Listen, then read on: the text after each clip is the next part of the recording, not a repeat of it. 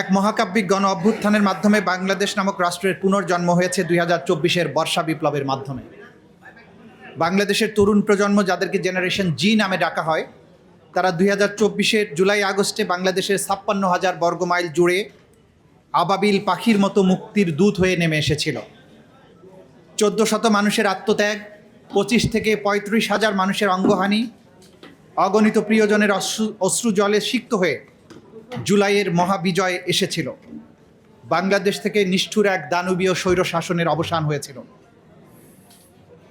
17 বছরের স্বৈরশাসনের নিপীড়ন এবং বঞ্চনার প্রেক্ষাপটে যে আকাঙ্ক্ষা এবং স্বপ্ন নিয়ে জুলাই শহীদের আত্মদান করেছিল, তার লক্ষ্য ছিল একটি বৈষম্যহীন সমাজ, যেখানে মৌলিক মানবাধিকার এবং মানবিক মর্যাদা সুপ্রতিষ্ঠিত থাকবে। জুলাই গণ অভ্যুত্থানের পরে গঠিত অন্তর্বর্তী সরকারের মূলত 3টি ম্যান্ডেট ছিল। একটি ছিল জুলাই ম্যাসাকার সহ 17 বছর ধরে যে মানবতা বিরোধী অপরাধ সংঘটিত হয়েছে তার বিচার। 2 ছিল রাষ্ট্র ব্যবস্থার মৌলিক সংস্কার, এর মধ্যে সংবিধান সংস্কার সহ যাবতীয় সংস্কারগুলো রয়েছে। 3 ছিল যে নির্বাচন ব্যবস্থা বাংলাদেশ থেকে ধ্বংস হয়ে গেছিল, সেই নির্বাচন ব্যবস্থা, সুষ্ঠু নির্বাচন ব্যবস্থার পুনঃপ্রতিষ্ঠা। দুঃখজনকভাবে বর্তমান সরকার জুলাইয়ের মহাবিপ্লব এবং অঙ্গীকারের কথা ভুলে গিয়ে উল্টো রথে যাত্রা শুরু করেছেন। আজকের আলোচনা শুধুমাত্র একটি রাজনৈতিক ঘটনা প্রবাহের মূল্যায়ন নয়, বরং একটি রাষ্ট্রের বৈধতা, গণতন্ত্রের ভিত্তি, সামাজিক চুক্তি এবং ন্যায় বিচারের প্রশ্নকে কেন্দ্র করে একটি জাতীয় আত্মসমালোচনা এবং ভবিষ্যৎ বিনির্মাণের প্রয়াস। আমাদের আলোচনার কেন্দ্রবিন্দু মূলত 3টি। একটি হচ্ছে জুলাই অভ্যুত্থানের চেতনা, গণভোটের রায় বাস্তবায়ন এবং জুলাইয়ের সহিংসতা এবং প্রাণহানির ঘটনাবলীর বিচার। ইতিহাসে গণ অভ্যুত্থানগুলো সাধারণত কেবল ক্ষমতার পরিবর্তনের জন্য সংগঠিত হয়নি, এগুলো মূলত রাষ্ট্র এবং নাগরিকের সম্পর্ককে নতুনভাবে সংজ্ঞায়িত করার দাবি বহন করে। জুলাই অভ্যুত্থানের পর জনগণের যে সম্মিলিত অভিব্যক্তি আমরা প্রত্যক্ষ করেছি, তার নিম্নোক্ত বিষয় একটি স্পষ্ট গণ রায় নির্দেশ করে। সেগুলো হচ্ছে ফ্যাসিবাদী শাসনের অবসান, রাষ্ট্র ক্ষমতার জবাবদিহিতা, স্বাধীন বিচার ব্যবস্থা, মানবাধিকারের সুরক্ষা, গুম, নির্যাতন এবং বিচার বহির্ভূত হত্যার অবসান, নির্বাচন ব্যবস্থার বিশ্বাসযোগ্যতা পুনঃপ্রতিষ্ঠা, সংবিধান এবং রাষ্ট্রীয় প্রতিষ্ঠানের সংস্কার।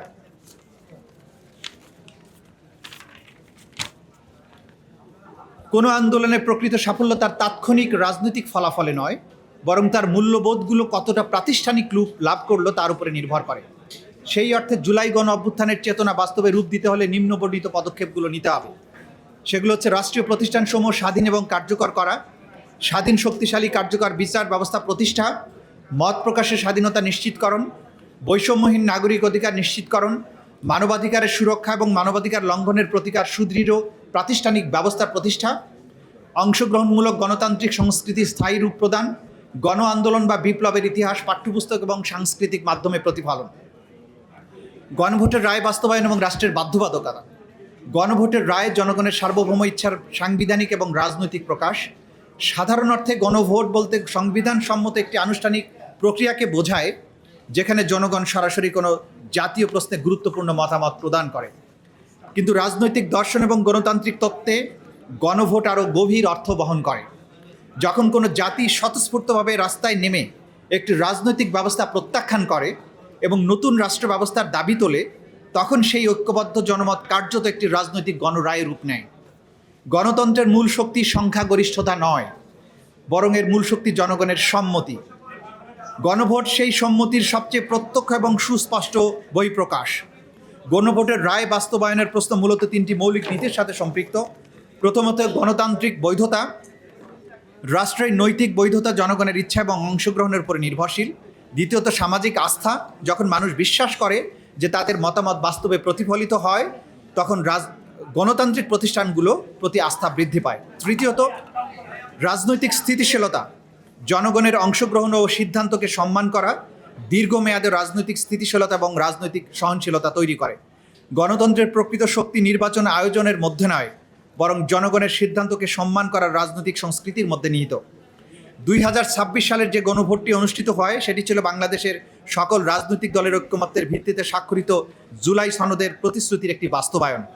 গণভোটে যে সমস্ত প্রশ্নে বাংলাদেশের নাগরিকদের মতামত গ্রহণ করা হয়েছিল, সেগুলো হচ্ছে: আপনি কি জুলাই জাতীয় সনদ, সংবিধান সংস্কার বাস্তবায়ন আদেশ 2025 এবং জুলাই জাতীয় সনদে লিপিবদ্ধ সংবিধান সংস্কার সম্পর্কিত নিম্নলিখিত প্রস্তাব সমূহের প্রতি আপনার সম্মতি জ্ঞাপন করেন কিনা। প্রশ্নগুলো ছিল: নির্বাচনকালীন তত্ত্বাবধায়ক সরকার, নির্বাচন কমিশন এবং অন্যান্য সাংবিধানিক প্রতিষ্ঠান জুলাই সনদে বর্ণিত প্রক্রিয়ার আলোকে গঠন করা হবে।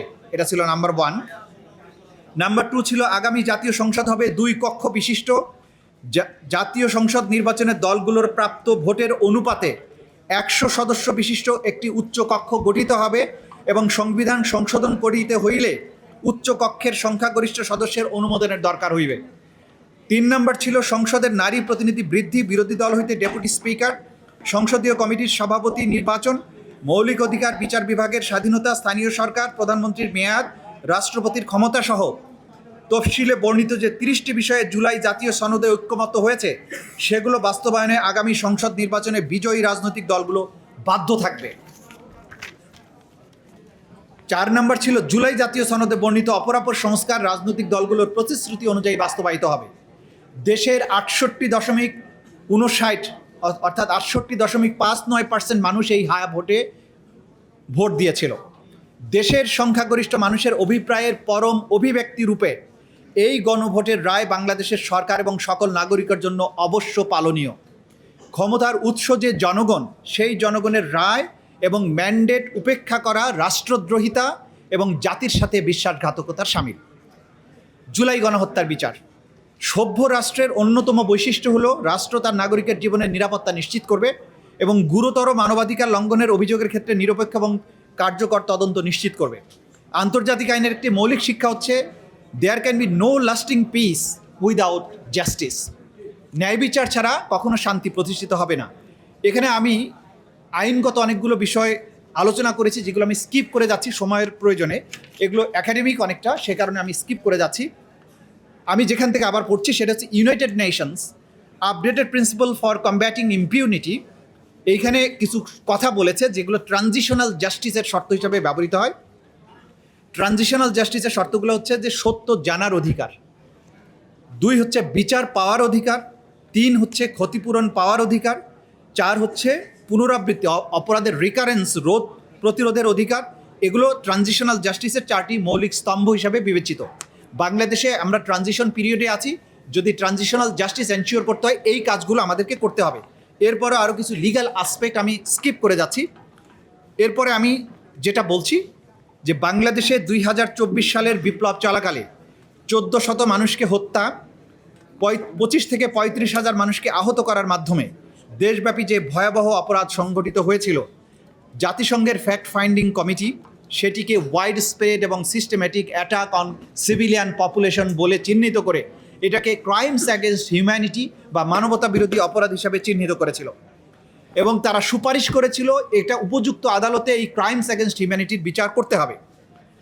জুলাই আগস্টের সংগঠিত অপরাধের বাইরেও আওয়ামী লীগের দুঃশাসনের 17 বছরে গুম, বিচার বহির্ভূত হত্যাকাণ্ডের মাধ্যমে যে বিপুল মানুষকে হত্যা, নির্যাতন এবং বছরের পর বছর গোপন কারাগারে আটক রাখার ভয়াবহ অপরাধ করেছিল, তার বিচার করাও রাষ্ট্রের এক অলঙ্ঘনীয় দায়বদ্ধতা।